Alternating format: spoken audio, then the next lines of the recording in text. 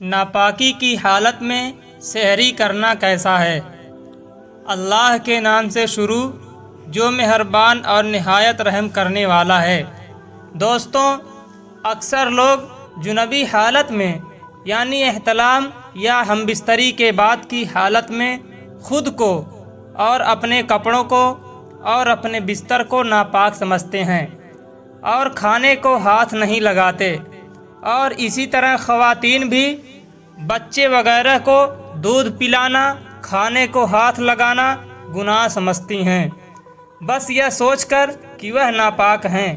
بالکل اسی طرح ماہ رمضان میں جنابت کی حالت میں سحری کرنے کو ناجائز سمجھتے ہیں اور کہتے ہیں کہ ناپاکی کی حالت میں روزہ رکھنا گناہ ہے۔ تو محترم ناظرین، یہ مہینہ رحمتوں اور برکتوں کا مہینہ ہے، ساتھ ہی یہ مہینہ مغفرت کا مہینہ ہے۔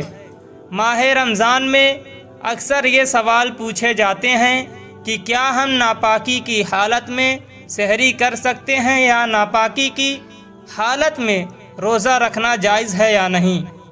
تو محترم دوستوں، آپ کو بتا دیں کہ جنابت کی حالت میں یعنی اگر کسی کو احتلام نائٹ فیل ہو جائے یا وہ بیوی سے ہم بستری کرے تو ہم بستری کے بعد مرد یا عورت کے لیے صرف نماز، طواف اور مسجد میں ٹھہرنا حرام ہے، اور اس کے علاوہ باقی تمام کام کرنے جائز ہیں۔ مرد و خواتین پر کہیں بھی ایسی پابندی کا ذکر نہیں ہے، بلکہ غسل کرنے سے پہلے بھی جنابت کی حالت میں ہی تمام لوگ سبھی کام کاج کر سکتے ہیں، کھانا تیار کر سکتے ہیں یا پھر گھر کے دوسرے کام کاج نپٹانے بھی جائز ہیں۔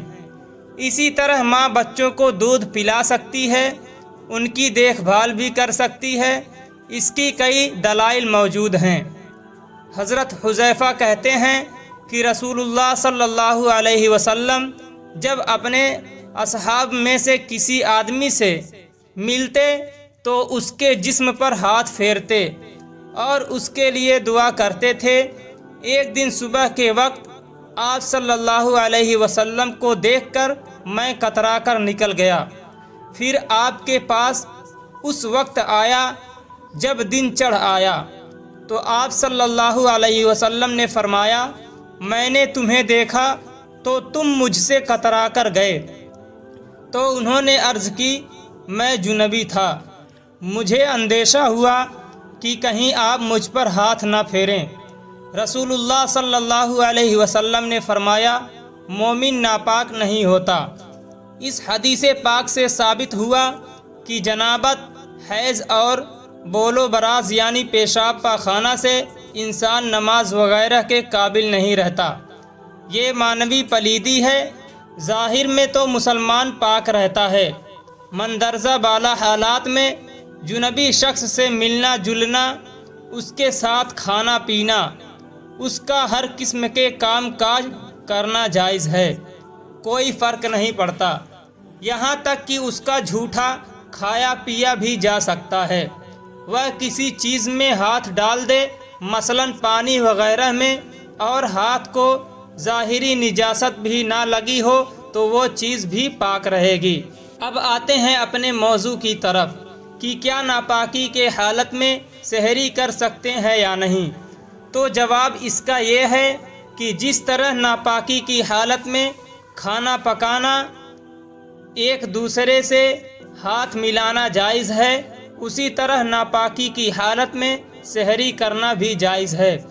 حضرت ابو بکر بن عبد الرحمن رضی اللہ تعالیٰ عنہ سے روایت ہے کہ میں اور میرے والد حضرت عائشہ رضی اللہ تعالیٰ عنہا کے پاس حاضر ہوئے تو حضرت عائشہ نے بیان فرمایا کہ میں گواہی دیتی ہوں کہ رسول اللہ صلی اللہ علیہ وسلم احتلام کے سبب سے نہیں بلکہ جماع کے سبب سے حالات جنابت میں صبح کرتے اور غسل کیے بغیر روزہ رکھتے۔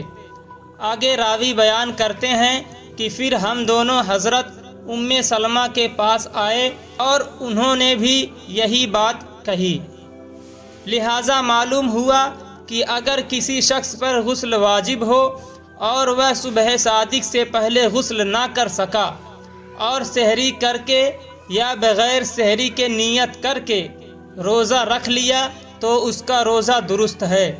ناپاک ہونے کی وجہ سے روزے پر کوئی فرق نہیں پڑے گا، البتہ جلد سے جلد غسل کر لینا چاہیے۔ غسل میں اتنی تاخیر کرنا کہ فجر کی نماز قضا ہو جائے گناہ کا باعث ہے۔ ہم بستری کے بعد افضل یہی ہے کہ آدمی جلدی غسل کر کے پاک و صاف ہو جائے، لیکن اگر نماز کے وقت تک غسل کو مؤخر یعنی دیر کر دے تو گناہ گار نہیں ہوگا۔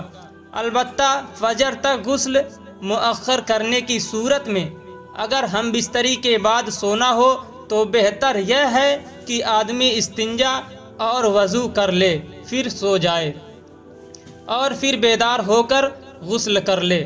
چنانچہ مشکوٰۃ شریف کی روایت میں ہے کہ حضرت عمر فاروق نے سرکار دو عالم صلی اللہ علیہ وسلم سے عرض کی کہ مجھے رات کو جنابت لاحق ہوتی ہے، تو آپ صلی اللہ علیہ وسلم نے فرمایا اسی وقت وضو کر کے سو جایا کرو۔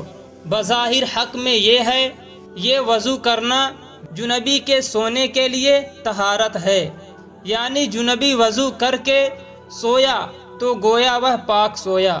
چنانچہ حالات جنابت میں کھانا پینا، کھانا پکانا درست ہے۔ بہتر یہ ہے کہ وضو کر کے کھائے پیے، اور اگر وضو کے بغیر صرف ہاتھ منہ دھو کر کھا پی لے تب بھی جائز ہے۔ بچے کو دودھ پلانے کے لیے ماں کا پاک ہونا ضروری نہیں ہے، لہٰذا بچہ رو رہا ہو تو عورت ناپاکی کی حالت میں دودھ پلا سکتی ہے، لیکن کوشش یہ کرنی چاہیے کہ جلد سے جلد غسل کر لیا جائے۔ حالات جنابت میں زیادہ دیر تک نہیں رہنا چاہیے۔ اللہ تعالی ہم کو دین کی صحیح سمجھ عطا فرمائے، آمین یا رب العالمین۔